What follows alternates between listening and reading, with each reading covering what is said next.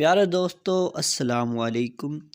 قرآن کی ایسی صورت جسے پڑھنے سے جسم سے ہر بیماری نکل جاتی ہے، آج اس عنوان پر ہم ویڈیو بنانے جا رہے ہیں۔ تو جو لوگ چینل پر نئے آئے ہیں، چینل کو سبسکرائب، لائک اور شیئر کرنا مت بھولیے۔ قرآن پاک خود مریض کو پڑھنا چاہیے۔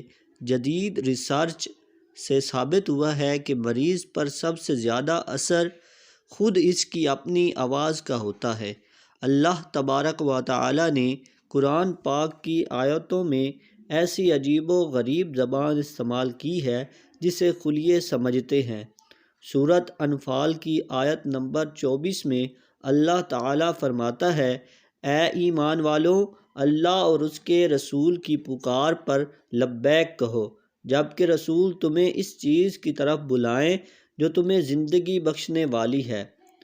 اس آیت کریمہ میں یہ بتایا گیا ہے کہ اللہ تعالیٰ نے قرآنی آیات میں ہمارے لیے زندگی دیت کر رکھی ہے، چنانچہ اگر کسی بیمار یا سست خلیے پر اللہ تعالیٰ کا کلام پڑھا جائے تو وہ خلیہ تر و تازہ ہو جاتا ہے، اس میں زندگی بحال ہو جاتی ہے اور امراض کی مدافعت کی قدرت بڑھ جاتی ہے۔ یہیں سے ہمیں یہ روشنی بھی ملتی ہے کہ مخصوص امراض پر مخصوص قرآنی آیات پڑھ کر پھونکنے سے اللہ تعالیٰ کے فضل و کرم کی بدولت شفا ملتی ہے۔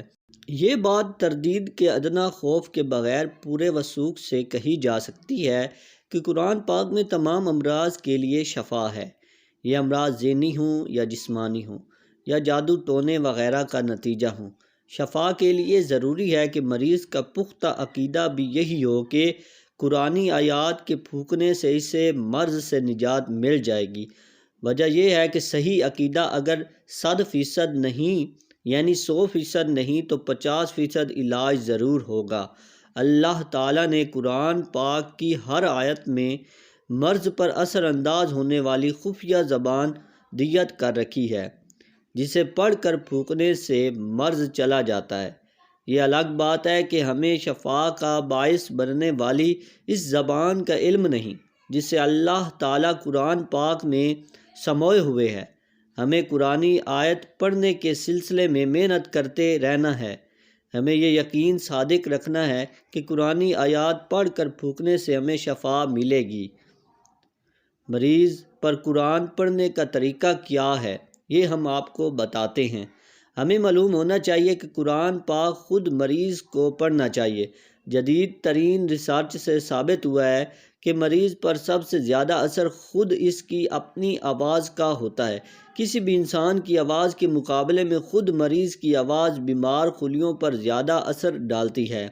مریضوں کو ہمارا مشورہ یہی ہوگا کہ وہ اپنے مرض سے متعلق قرآنی آیتیں خود پڑھ کر اپنے اوپر پھونکیں۔ اسے علاج کے سلسلے میں خود کفایتی یا از خود علاج کا نام دے سکتے ہیں۔ بعض اوقات مریض بڑی مشکل میں ہوتا ہے، وہ نہ تو مطلوبہ توجہ سے قرآن پڑھ پاتا ہے اور نہ ہی صحیح طریقہ سے قرآنی آیات کی تلاوت کر سکتا ہے۔ ایسی حالت میں کسی جھاڑ پھونک کرنے والے سے مدد لی جا سکتی ہے۔ آیات شفا کی تلاوت کرنے والے کی توجہ کا محور مرض ہو اور اس سوچ کے ساتھ قرآنی آیات پڑھے، گویا مریض آیات کریمہ کی برکت سے بالکل شفا یاب ہو جائے گا۔ ہمارا مشورہ ہے کہ قرآنی آیات اتنی اونچی آواز میں پڑھی جائیں کہ مریض پڑھنے والے کی تلاوت سن رہا ہو۔ دوسرے الفاظ میں یوں کہہ لیجئے کہ تلاوت اونچی آواز سے ہو، زیر لب نہ ہو۔ ریسرچ نے ثابت کیا ہے کہ مریض کے جسم کے خلیوں پر صوتی اثرات پڑتے ہیں، خصوصاً کینسر کے مرض میں خلیے قرآنی آیات کی تلاوت کا اثر بہت زیادہ قبول کرتے ہیں۔ امراض پر قرآن پڑھنے کا پسندیدہ وقت۔ قرآن پاک کے ذریعے امراض کے علاج کا کوئی خاص وقت مقرر نہیں، سارے اوقات مناسب ہیں۔ مریض قیام و جلوس کی حالت کے علاوہ لیٹے ہوئے بھی قرآنی آیتوں کی تلاوت کر سکتا ہے۔ بہتر ہوگا کہ مریض صبح و شام از خود قرآنی آیات پڑھ کر پھونکنے کا اہتمام کرے، صبح بیدار ہونے کے بعد اور رات کے وقت سونے سے قبل یہ کام کرے۔ اپنے مرض کے لیے موضوع آیتوں کی تلاوت 7 بار کیا کرے۔ 7 کا عدد بے حد اہم ہے۔ نبی کریم آیات شفا کی تلاوت اور دعائیہ آیتیں 7 بار پڑھا کرتے تھے۔ قرآن سن کر علاج کیا جائے۔ مریض کو روزانہ کئی گھنٹے قرآن کریم کی تلاوت سننی چاہیے۔ ایسا کرنے سے علاج مکمل ہوگا۔ جب بھی وقت اجازت دے قرآن کی تلاوت سن لینی چاہیے۔